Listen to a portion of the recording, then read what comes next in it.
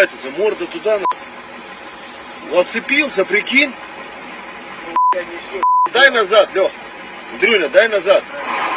Я как крутит самолет.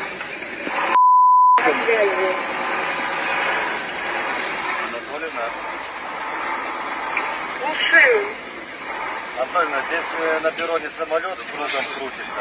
Пусть ваш расчет будет наготове. Ветер его носит на перроне.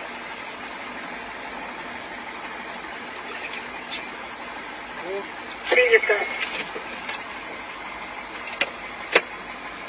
Ой, жестко его докрутило, да? Там пассажирная. А у него что, тормоза не работают, как будто на колесах? В принципе, блин, ты что, такой ветер? Да ветер его просто планерность, поэтому